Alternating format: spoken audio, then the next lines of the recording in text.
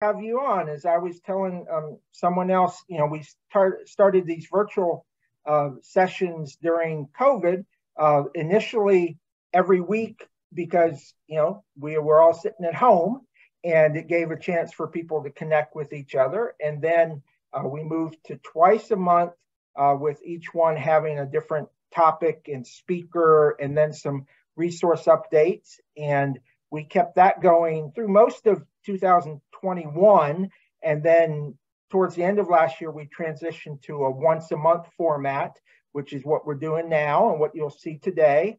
And the purpose of these TATT chats is really, to hear from a community leader or a business leader or an organization leader across the Upstate once a month in a setting that is really more of a presentation. So it makes a whole lot more sense to do these virtually than it does to do them in person and make everybody drive, to one location just to hear someone. So, we do a number of in-person events through TATT at the Top, certainly, but this is one virtual event that I think we intend to continue in this format because it gives us a chance to have lots of different speakers.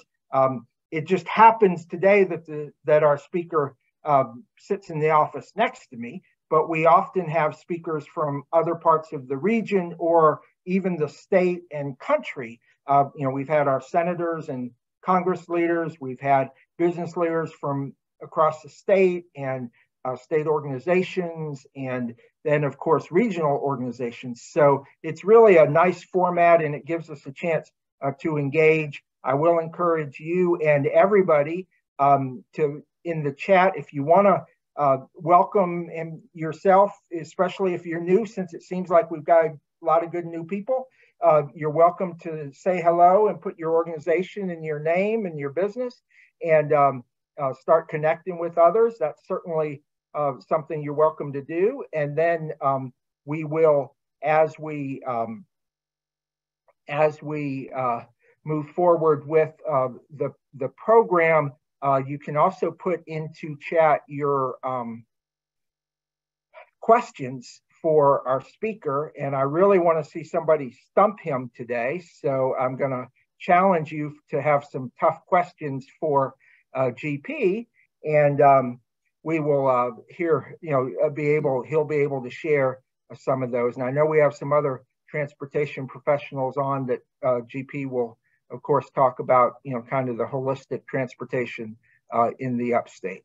So with that, I do see that David Field has joined us, our chairman. And so, David, I am going to turn it over to you. We're at time, and we've got a really good group with us today. A lot of new people, it seems. So I'm very excited about that. Excellent. And I will turn it over to you, and you can introduce our speaker. Okay, great. So hello, everyone. And I apologize for being a couple minutes late. Someone would just not let me off the other Zoom call. So back to back, and I'm much happier to be on this call, and I'm grateful for the chance to introduce GP to the group. We did have our 10 at the Top holiday luncheon today, and I got to sit across from GP, and so I teased him and said I was going to introduce him as the person who was going to fix traffic on Woodruff Road, and I'm sure there would be no follow-up questions, and it would just be a breeze of a conversation. But I won't do that to him, but I will acknowledge how excited we are at 10 at the Top to have him as our director of mobility.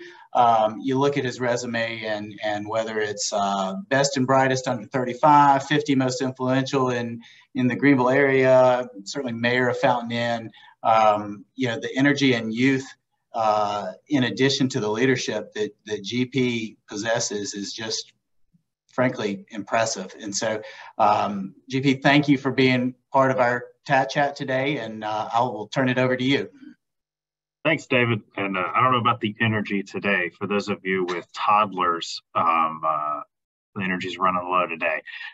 She had a great time at the parade, and then slept not a lot last night, which was weird, and we didn't expect it. So I didn't sleep even less. So apologies if I look like I feel today tired, but thank y'all for being here today. And as Mayor Shoemaker and Merritt will attest, for Woodruff Road questions, please ask Knox Wayne.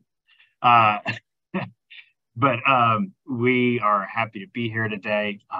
And please feel free to add questions in the chat as we go along. I will try to get to them as much in real time as I can, because I know you may ask a question that's relevant to something I'm talking about. And so I'll try to do that. If not, I'll catch them at the end, or you can call me out if I haven't yet gotten to it. So yeah, there's a lot of folks on the call that I've had the pleasure of getting to know and work with so far. I am 6 months in as the director of the Upstate Mobility Alliance, and I see a lot of familiar faces that I've just gotten to know. So I appreciate everybody being here today in the transportation world, and I hope you guys can put your names and titles in the chat and kind of have a feel of who all is here today. Let's see. I'm going to go ahead and share my screen and get this ball rolling. Let's see.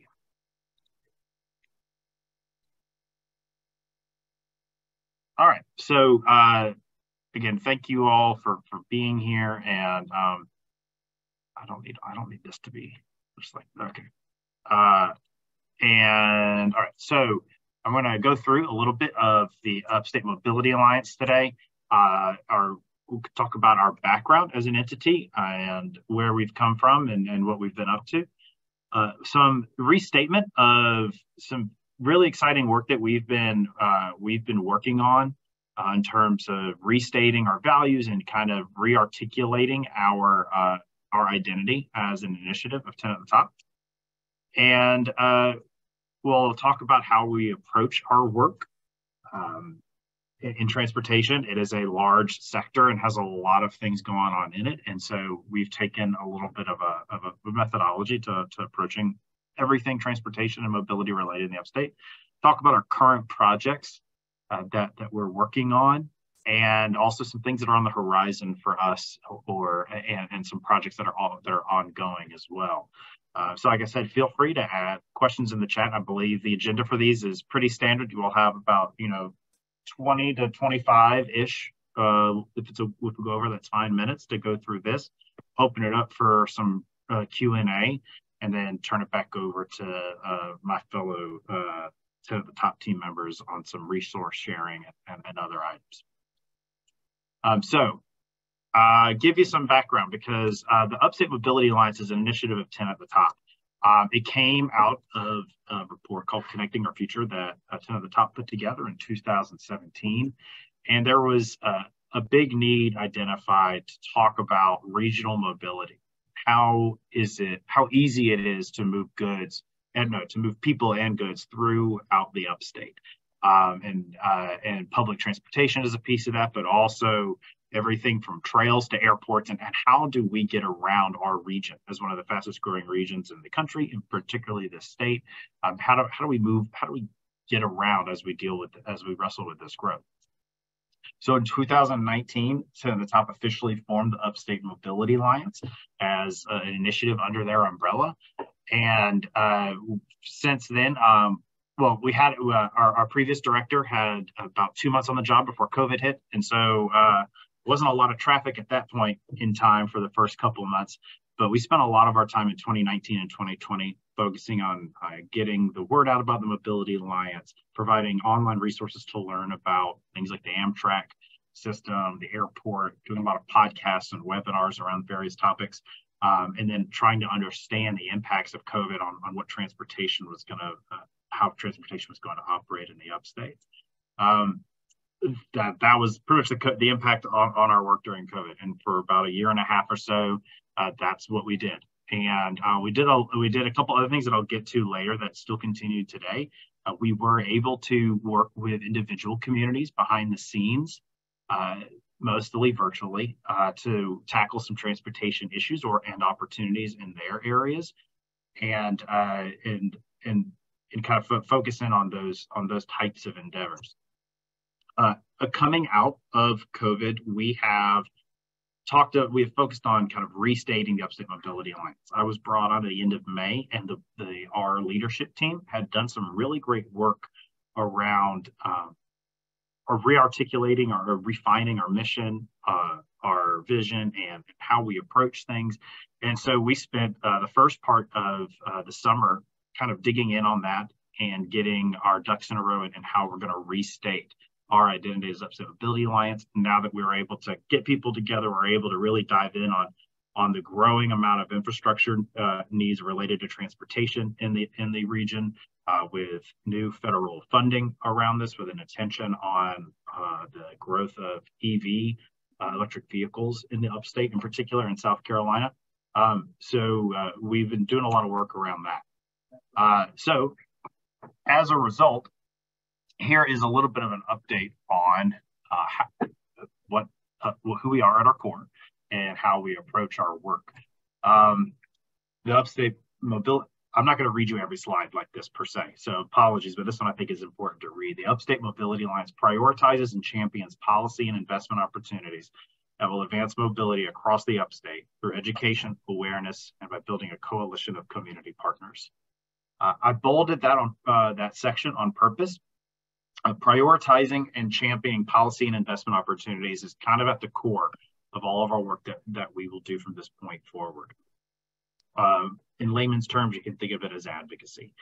Advocating for advancing mobility solutions across the upstate, not just in Greenville, but in every community in our 10-county region that mirrors 10 at the Tops region, and helping those communities, whether it's on the ground for their county council or city council, all the way up to the whole region and the state and beyond, but helping push those opportunities forward. So we're going to do that by offering a lot more educational opportunities throughout the year. Some of them will hopefully be pretty exciting for you, if anyone is interested in the mobility sector, which I hope you are here on this call. We're going to be doing some more robust marketing around the whole 10-county region about transit and transportation, and obviously building a coalition of strong community partners. We do not pretend to be the one-all be-all experts in everything mobility related. A lot of you on this call are folks that we lean on to provide that expertise.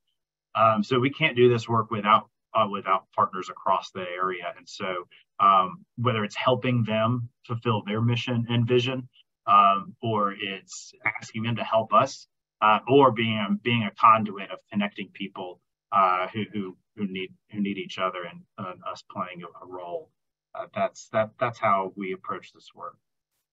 We have a list of core values that kind of, you can think of this as a filter. Everything we do has to check pretty much all of these boxes as best as they can. We're focusing on work that is system driven, that is about the policy work or the funding structure or the governance structure of how the mobility sector operates. We're going to be regionally focused, so everything that we do has to have a regional lens. That doesn't mean that we're only going to tackle or talk about or be involved in things that only impact a total of 10 counties. But everything that we do has to be able to be, as you can see later, scalable and replicable across the region to find that impact.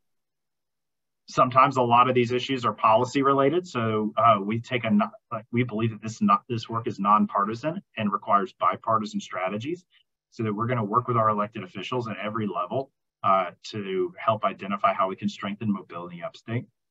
We're always going to look at the innovation in the field. Where is the field of transportation heading and mobility heading, so that we can better prepare the region to meet that need and go where the puck is being hit. Things I mentioned, scalable and replicable already. Activities that move us closer to equity when it comes to transportation. Access to mobility is huge for all the reasons people pay attention to transportation, whether it's getting to work, to school, to the doctor, or getting home, or just going to visit your family. Making sure that those opportunities are more accessible to more people. And while we know we want to be able to make sure that we are always moving that needle closer to equity in all the work that we do. And lastly, one of our core values is there are opportunities to collaborate in this work. I said we're not trying to exist in a silo, and we're not trying to claim the entire mobility sector. But we want to collaborate with folks and bring that regional perspective, regional connections, and the public awareness piece to all things mobility related around here. I will also say that Upstate Mobility Alliance is the only entity or initiative that operates like this across the state, that takes this regional approach covering a lot of different subsectors. And so one of the benefits of that is, A, we're able to, on our leadership team, have a diverse set of partners from various sectors within the industry, public and private sectors. And we're able to have those perspectives built in. And then we're able to leverage that and advocate on a stronger platform for everybody in the upstate to have greater access to mobility and transportation. So I mentioned how the transportation sector is pretty large. It is, as someone who comes from a passion for policy and process and government, it is the most red tape you will ever experience in your life, most likely, when trying to figure this out. And so it's hard to tackle every aspect of it, since we're talking about trail connections that sometimes involve railroads. We're talking about airports, both municipal and international. We're talking about the impact of cargo on how we move around, the traffic congestion, and just how it impacts our economy. Cars, carpooling, how we fuel our cars, the roads we drive on, and the transportation that we also have. The transit options, we also have public transit options across the region. There's a lot going on. So this is how we sort of prioritize our approach and how UMA kind of picks or emphasizes certain portions at different times. We're always going to look at things through a lens of advocacy, innovation, and equity. You know, is the project we're working on, after it checks those core value boxes, you know, does this have an advocacy component to it? At the end of the day, does this inform or advance policy and investments that impact transportation? Is it acknowledging the role of innovation and helping us prepare for the future? And is it making our transportation infrastructure more equitable? I don't do this work by myself. To help us prioritize these efforts, we have some task forces. A moving people task force, which you could say is anything pretty much on wheels that moves people, is kind of under there. And we're going to dive into some work that that task force has been helping us with. But we also have active and livable communities, pretty much non-vehicular ways to move around, whether that's connectivity in communities and neighborhoods, it's trail systems, or it's how you design developments to be more walkable, all those things. And then we also foresee, not in this moment, we're not ready to dive in head first in this, but we see another critical piece of this conversation that will emerge sooner than later is this idea of moving goods and how that impacts the mobility of our region. So the way we have sort of aligned all this, we take those lenses and we apply them to everything that UMA has been working on over these last 2.5, almost 3 years now, or 3 years now. Everything UMA has been working on for 3 years, as well as things that are bubbling up. And we try to prioritize, try to find some priority projects. These are things that we're going to dive into for the next 18 to 24 months and really try to move the needle on and be a big advocate for, be a convener for, and really pay attention to. This is not everything that we are going to be talking about over, in UMA's repertoire, but these are some places that we're putting a lot of emphasis, whether that's staff or financial capital and energy into. So the first one is van pooling. And we've had a couple sessions about, we had a session in van pooling for one of our Upstate Connects back in August. I know because I had to actually miss it because I had COVID, but we had that in Cherokee County with some great groups, some great leaders. I'm going to dive in a little bit more on all of these in a second, so pardon me while I kind of skim over them. But we're working with Commute with Enterprise, the rental company, on establishing van pool programs with various employers across the Upstate. Second, we're doing advocacy work around the implementation of the federal infrastructure bill that was passed. That has a lot of moving parts to it. So one of the things we're trying to do is kind of sift through that and understand what is this, particularly at the state level, because all this money is state and locally driven. what is the strategy at the state, what's going on at the state, and how can we translate that to communities so that they have easier access, or at least an easier understanding of what's going on and what's available to them. And so we're working on a couple of things around that. And then advocacy in general is kind of attached to that. That's something that's always going to be going on, whether it's helping, being a voice. I know Aaron's on this call with Greenville Connects, helping cheerlead their great work that they do specifically for Greenville County public transportation, or it's public transportation, the Association for South Carolina, and their statewide advocacy work. We want to help lend our voice to those efforts. Third are trail connections, assisting communities with broadening or establishing pedestrian and bike trail connections. There's a lot of great work going on in communities, and I'll dig into this in a second, but we're doing work around convening, help people with PR around it, and leveraging our really talented task force around this to provide some technical assistance to communities. And then lastly, is something that's been bubbling up and has had some good traction so far in early conversations, is starting the conversation about what's needed in order to establish a transit hub at GSP. And our articles came out recently about, maybe it was a month ago now, Thanksgiving, November's a blur, but about all the great work that the airport at GSP is doing for the future of their site and how people get to and from the terminal, as well as particularly cargo and goods. And so we've been a part of that conversation. I want to shout out to, I can't see everybody on the call, so Keith Scott may be on here, but Keith Scott is our kind of a project manager, but also our co-chair for our task force. He was the interim director, and Keith has been leading the charge on that front.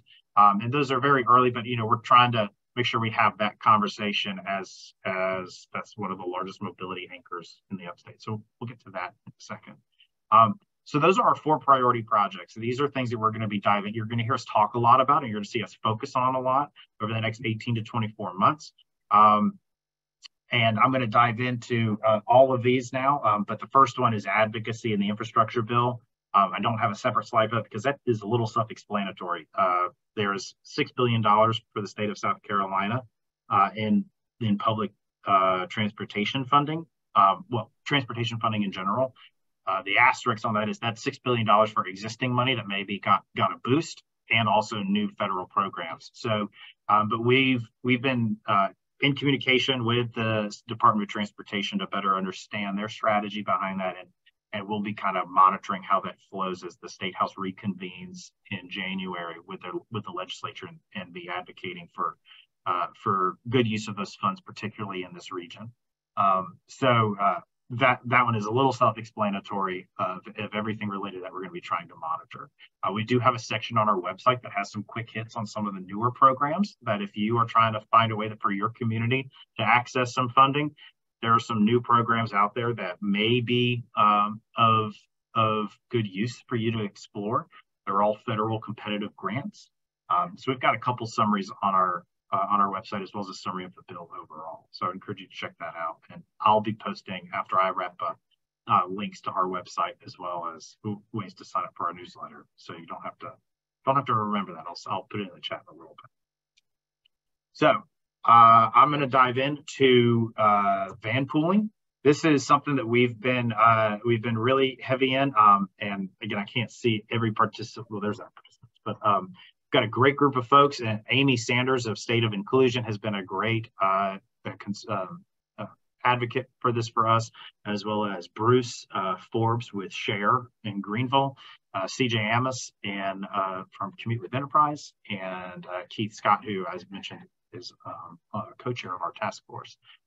There are about, actually I think this number changed recently, but there are about 18 live van pools happening across the upstate. And you may be asking what that is if you've never heard of it. You can think of it as a carpool program in a rented car.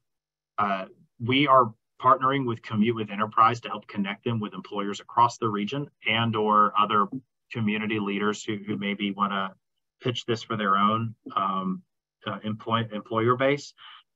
But this is an employer-driven transportation solution. It's a rented van that, or quote unquote van, at least 7-seat vehicle that is rented technically to one employee as the van pool coordinator, who then it picks up people on their way to work and takes them to work. They can meet in one place, they can pick them up, they can do whatever.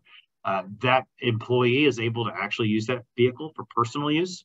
However, and then the fee for that, however, for that monthly cost for the vehicle is covered by some formula of employer subsidy, maybe an employee piece, and then community subsidies.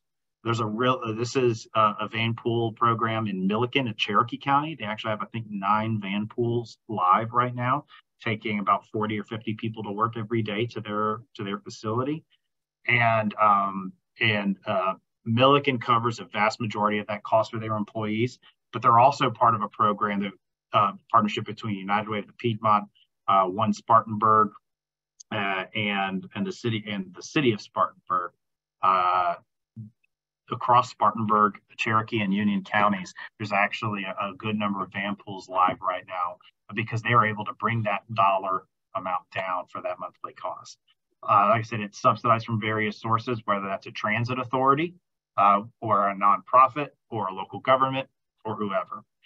This is actually something we're diving into, not just by helping connect employers with this potential opportunity.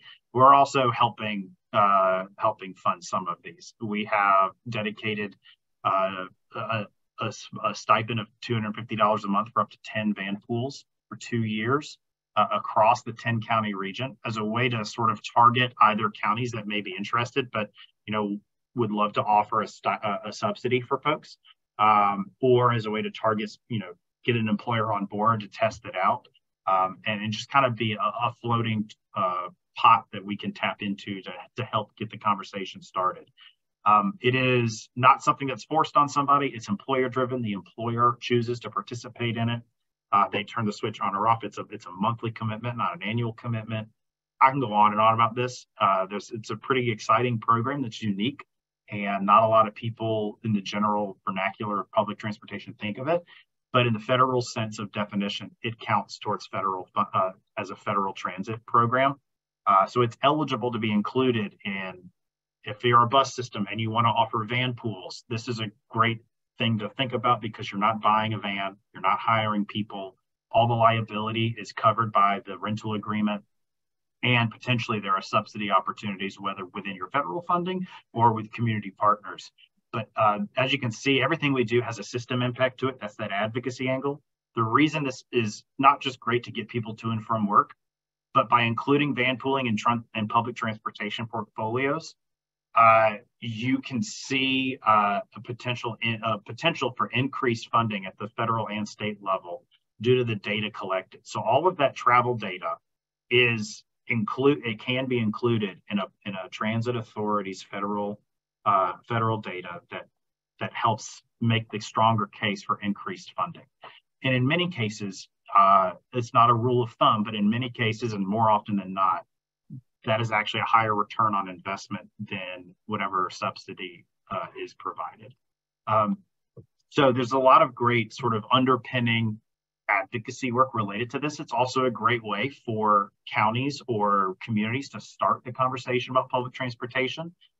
Public transportation looks different across the upstate, and so that this is one of those options.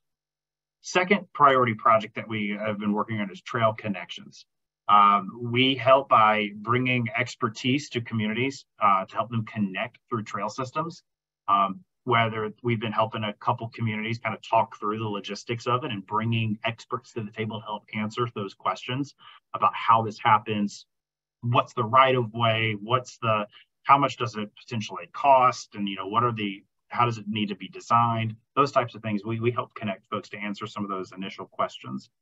We're also working with UGATA, which is the Upstate Greenways and Trails Association, on a mapping tool that we'll be coming out with in 23. That will be so that you will be able to go to the Upstate Mobility Alliance's website and see all of the trail segments that are either done or underway in the region. And then on the back end, we can actually help communities sort of plan a path forward as well, and just kind of toy around with, okay, what could it do? What's the path this could take? but those that are kind of confirmed and ready to go or under construction, those will be available. So you can actually see the progress that's being made in connecting communities through trails. And then we're also looking at like I said, these are 18 to 24 month projects over that time period, looking at the state of the trail report for Swamp Rabbit Trail. Swamp Rabbit Trail is wonderful. It is I've ridden it a lot. Over time, the conversation has moved a little bit from that regional perspective of what the Swamp Rabbit Trail kind of started out as this regional trail system.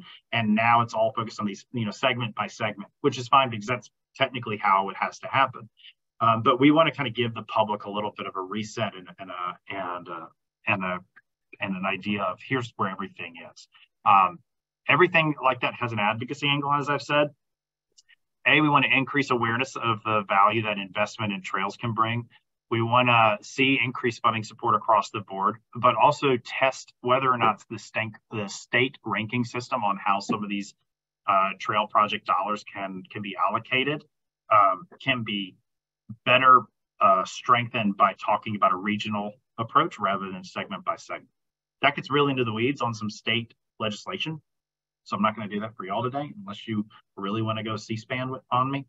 But that's the underpinning. While the three top bullet points are great and important, the result that we hope to see by the end of this of our focus are things like that system impact.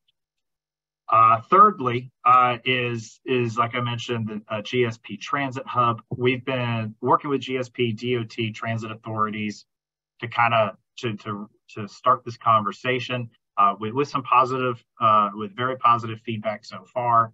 And I think this one is a little self-explanatory too for everybody to understand.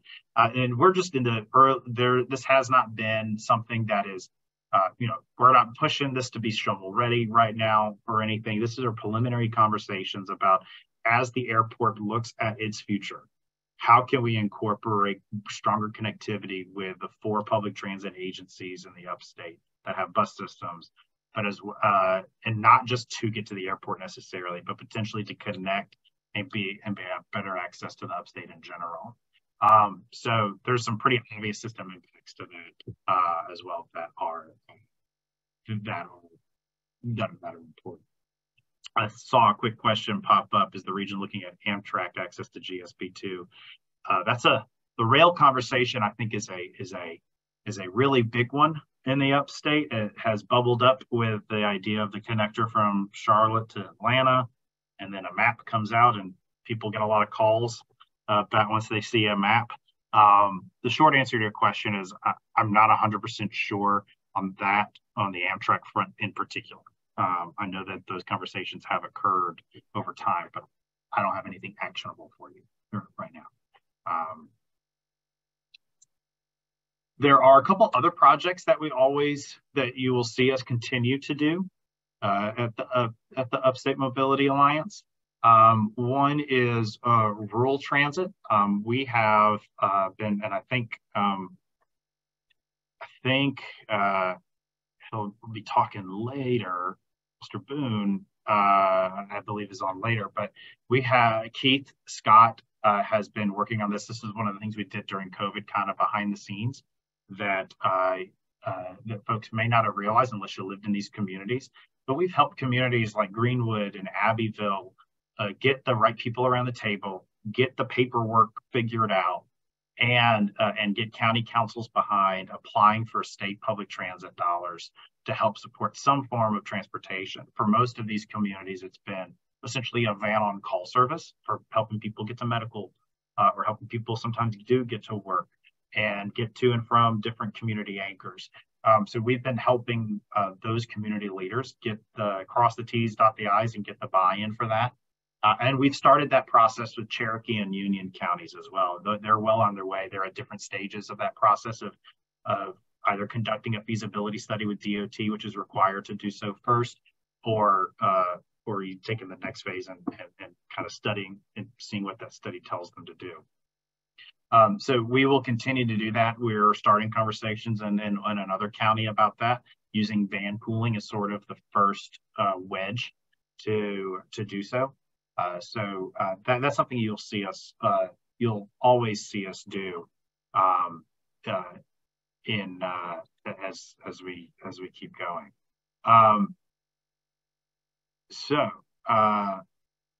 Sorry, I was making sure I had the right slide up.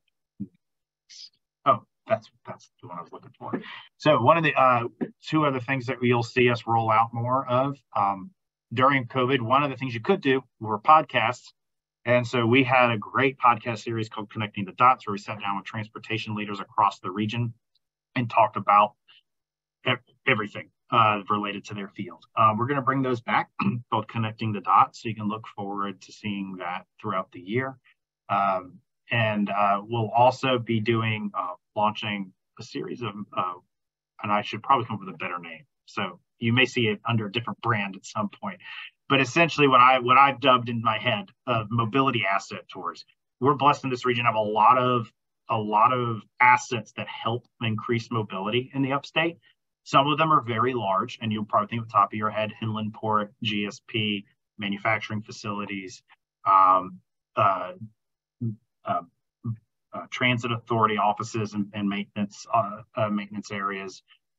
Those are pretty easy to kind of check off the list in your head. But we're also talking about municipal airports, talking about things even outside of our region that where you're seeing a lot of innovation take place, such as something called the Ray, which is at the border of Georgia and Alabama. That is a 16-mile stretch of interstate where they test right-of-way innovations, whether it's solar collection or it's planting and conservation and what you can do, but it's also intelligent striping on the interstate to help with potential innovations and automotive technology and a lot of other things. What do you need at a rest area for the future? So stuff like that. So there are a lot of things in that we're putting on the docket for that.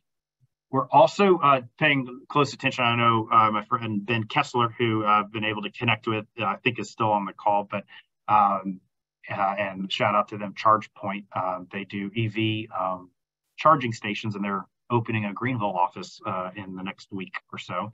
But we are the infrastructure bill, which is the Infrastructure Investment and Jobs Act, IIJA, has a significant focus on electric vehicle infrastructure across the country. It sent money to every state to focus on this. There's additional grant funding that states and individual communities can apply for, as well as the Inflation Reduction Act offered additional avenues for funding. So this is a big focus. And as you have seen the impact of the electric vehicle sector on the upstate alone over the last few months, with the announcements of to start off with Governor McMaster putting together a task force to look at the needs of electric vehicle infrastructure in the state, to BMW's massive announcement that involves battery production, as well as a recent announcement for another battery facility in South Carolina, right over the line. I believe it's in Georgia, I believe in the Savannah area. I could be wrong. Ben will correct me if I'm wrong. But with Hyundai, there are a lot of things going on. And so we're monitoring how that funding is put in place in the area. We're monitoring, but not just where you charge a car, but where that power comes from. So that involves a lot of federal energy policy and connecting with our congressional representatives on what's going on there, and also our utilities to understand what are the impacts on them that they have to navigate from a policy perspective for that. There's also some things like a lot of folks who maybe are new to this field don't think about a lot of electric vehicles way more, so you can't put as many on a truck to drive down the interstate because there are weight limits on interstates. And so how do you make adjustments, appropriate adjustments to help keep that engine churning? And then also lastly in this sector, watching, it's not just about the production of electric vehicles. For South Carolina in particular, it's about the workforce surrounding that production. That if we don't adjust the supply chain around electric vehicles, then we start losing pieces of the supply chain outside of the state and outside of our region. And so while we're trying at the Mobility Alliance to understand that and to help articulate that to communities and just to be aware of it so that when things happen, we can provide the information to you. And lastly, on the horizon for us, we've got networking events we're going to be putting together for folks throughout the year. Lots of learning opportunities, more webinars like this where we maybe can get in the weeds on a lot of these issues. The legislative session in South Carolina begins January 10th in 2023. We will be monitoring, I already pulled some bills today to watch. And then also looking at just public awareness for our entity in general across the region and also nationally, and kind of getting our name out there a lot more as an initiative. I do want to encourage you all to go to our website for a lot of this, a lot of information. And after I stop sharing my screen and get a second, I'll share our website in the chat. So you can click on it, as well as a way to sign up for our monthly newsletter, where we share a lot of this information. I think I'm right on time to kind of turn it over for some Q&A. And so I'll stop sharing my screen. And I know there were a few, there's one comment already about commuter rails under consideration. I will admit that we are not the expert on rails yet. I will say, if you don't like working with government, rails are a whole other ballgame than even government is. And so we're definitely watching that. There has been talk about it. However, there's a lot of freight that moves, particularly on existing rail lines. And so the ability for that to be regular, to be at a speed that is efficient, is a challenge. That's one of the reasons why the Atlanta to Charlotte route way back in the day had a couple options. And it's a matter of how fast do you want that to go? If you use existing rail lines, it can only go 60 miles an hour on average. If you use a new rail line, which means you have to find the space to build that new rail line, you can get to 120 miles an hour and make the commute really fast, but you're probably bypassing a lot of the core urban cores of the Upstate. So there's a lot to weigh when you get into that conversation.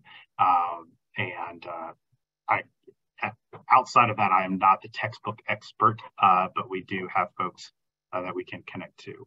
Ben, I see you have your hand up. Yeah, appreciate it, GP. I'm actually in my electric car driving back from Georgia, and you're speaking like me now, so I appreciate it. You're learning a lot on the EV front. I think it's really great that you guys have task force for moving people and moving goods, and you mentioned, working with state agencies to identify, the funding that's flowing down. I'm kind of curious, I guess this might be a two-pronged question. I'm kind of curious how you're working with local communities to socialize, like you mentioned with rural transit. I think, prepping them and making sure that they're aware that there may be cost share for some of these grants that they can apply for, just to prep them for that. And then also, the moving goods side with all the manufacturers and the 10 at the top area is, there's a lot of corporate sustainability goals to move toward, zero emission trucking for supplier networks and that. So how are you also kind of working with industry partners to prepare and apply for those grants? And sorry if that was long-winded. No, you're good. I appreciate the question. No, there's two-prong answer, I guess. Yes, I'll tackle the first one first. We haven't yet dove into moving goods in a very deep way yet at the Mobility Alliance. Our task force has over the last few years been built more for the moving people side of things, how do people move around the Upstate, but we know that that's an area we have to start paying attention to more with more intentionality and how we can bring folks together. So while we have a lot of industry partners who are involved in Upstate Mobility Alliance and these conversations have begun, I would say we don't have a long repertoire of action items around that.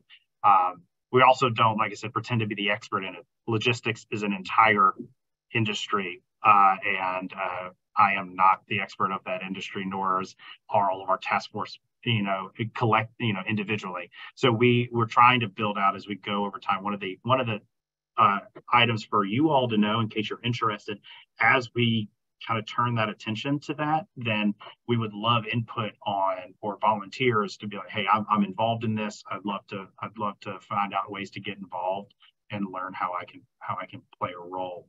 And then to help communities, we have put together some resources on our website. We have also we've started reaching out a little bit with the Municipal Association to kind of see if we can cheer them on of providing some of those resources as well, and really trying to dive in on those conversations. I will also say and I know Ben's a big part of this network, but for those not familiar, there is a network of electric vehicle industry folks and people of interest that meet regularly virtually, led by the Conservation Voters of South Carolina. And for us, it has been a really great learning experience to be able to learn about those types of things and bring them back. So that is that's my long-winded answer, Ben. No, I appreciate it, GP. And I'll just offer up, if you need any help with moving goods or moving people, task force, happy to help out, happy to provide resources on, like you said, what's flowing down to the states and help dissect what's happening. Thank you, Ben. I appreciate it. So, GP, with that, I know we could go on, and thank you very much for your insight. But unfortunately, we do want to kind of wrap up, and I'll just conclude with a couple thoughts as a follow-up to yours. It's very interesting when we started the Connecting Our Future work. It was as a follow-up, and I put it in the chat, to the Shaping Our Future initiative that was really focused on land use. And transportation certainly is a component of that, congestion on our roads, those kind of things. And that remains a big issue. And transportation, if we can figure out some of these alternatives that reduce the number of vehicles on the road and increases things like EV and things of that nature, it helps around the environmental piece. Obviously, adding EVs as opposed to regular gasoline cars doesn't change anything as it relates to congestion. But these are all components of the issue. Many times in the 15 years or so I've been involved in this work, I've heard transportation and mobility called the Christmas present. And what I mean by that is that regardless of whether your focus is social services, the environment, job creation, employment, whatever it might be, health and services, if transportation that impacts if elements of transportation that impact ways for people to get your services or use your services or whatever are able to be addressed and impacted, it will positively impact your work for the people that you are engaged with.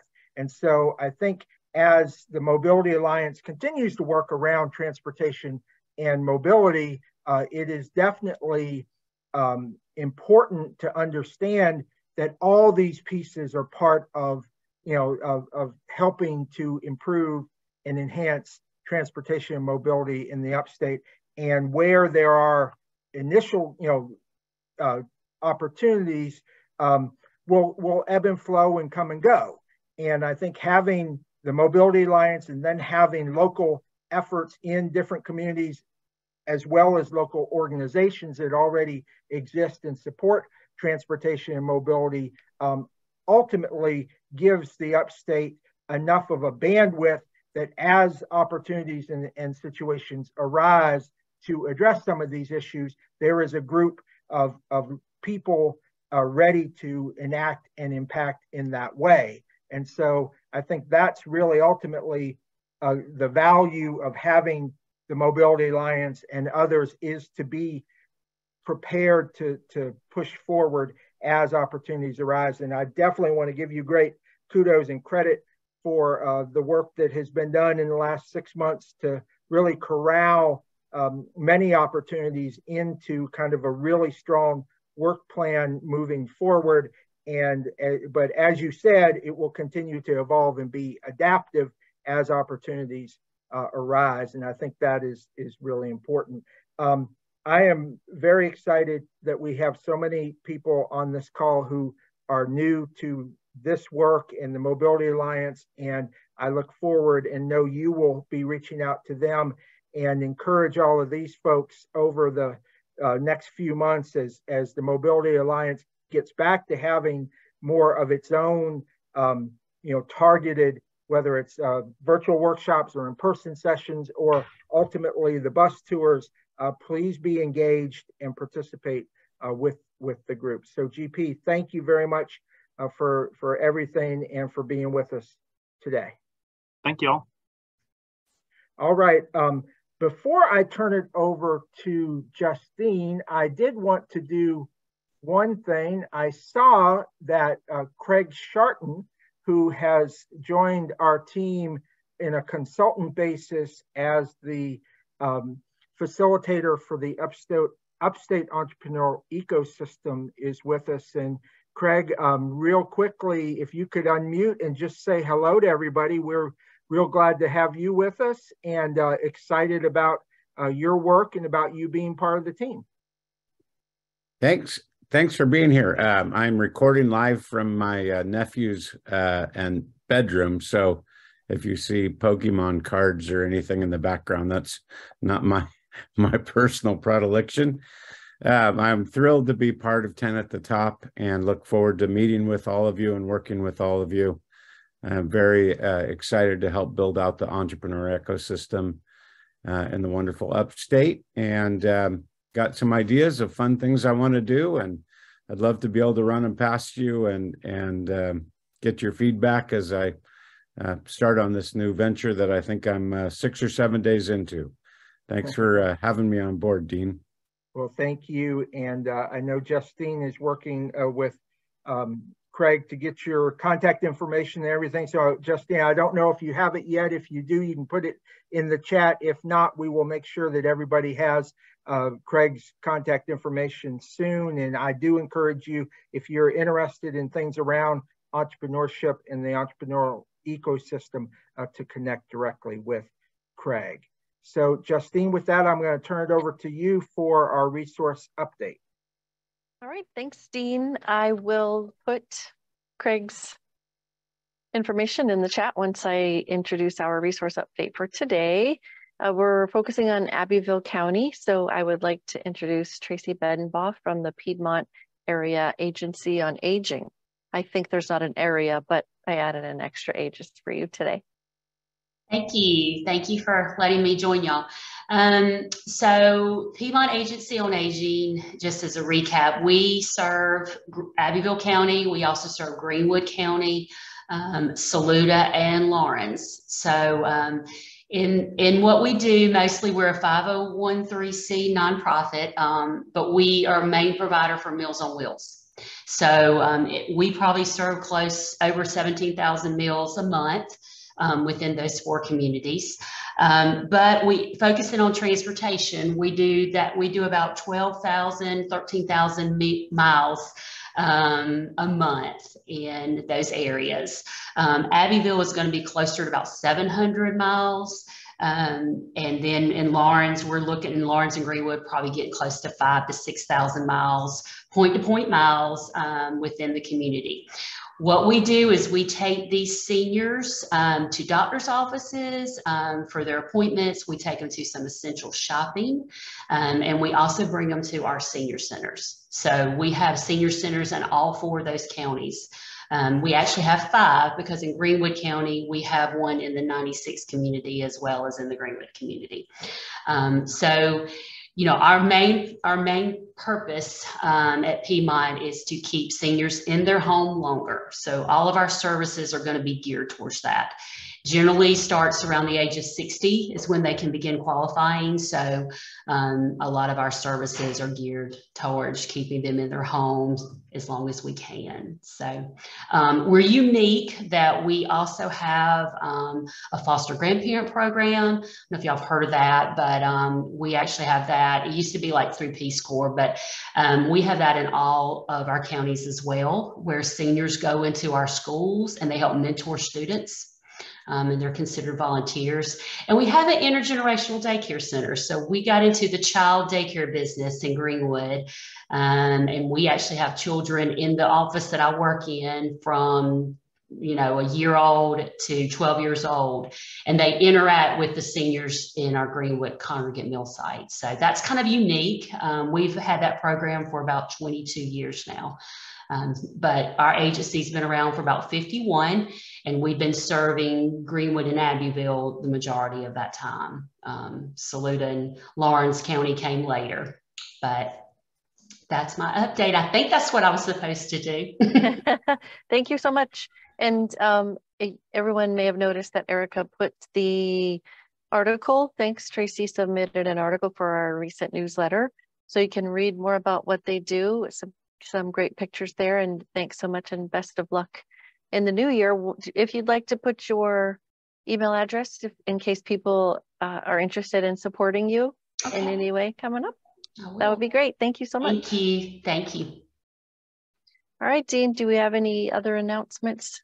Yeah, just a couple of things I did want to mention, and GP mentioned Bill Boone, Dr. Boone from Abbeville County with the United Christian Ministries of Abbeville, and they really, along with the hospital system and the county and WC Tel and many others, were a big part of getting public transportation through the McCormick Area Transit into Abbeville just over a year ago. It's hard to believe, and the numbers, as Bill sends them to us every month, continue to grow. I believe it was like 160 rides in the month of November, which is tremendous as a growth. It really has continued to grow each month, and that's obviously not the same impact as maybe in a Greenville or a Spartanburg, but in a county like Abbeville, I know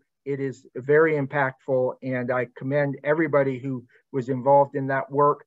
Greenwood County also started a year and a half ago their transit system, and they have had amazing success. And as GP mentioned, there are other counties coming online with different elements of mobility and transportation as well. So since we're highlighting Abbeville County, I did want to mention Dr. Boone and the great work being done there in that county. It is hard to believe that it is December, and therefore this is our last TATT Chat of 2022. As I mentioned, we've been doing these now for almost 3 years, and are really appreciative of everybody who's part of these, and hopefully it is of value as you move forward in your day and your month here. We intend to continue these in 2023 as on a once-a-month basis, still on the second Thursday of every month at 3 p.m. We are working right now to secure, hopefully, our good friend Scott Baer with Clemson University to give an economic update in January. We'll look for more information on that in the coming weeks. I also wanted to mention from a TATT at the Top standpoint, we are wrapping up our year. Just a couple more activities going on, and then our team will be taking a little bit of a break, as I know many of you are. And I especially want to thank our volunteers, our board members. David had to run, unfortunately, to another meeting, but we have several other board members and other funding partners who are on the call today. Want to thank them. Also want to thank Justine. Have some exciting news about Justine. You're going to be the first. We're officially announcing it next week, but Justine has been elevated to the position of Assistant Director of TATT at the Top, and so we are really thrilled with having her and all the great things she does with us. Also, of course, we have GP. Thank you, GP, Lena Dunham, and Erica Huffman.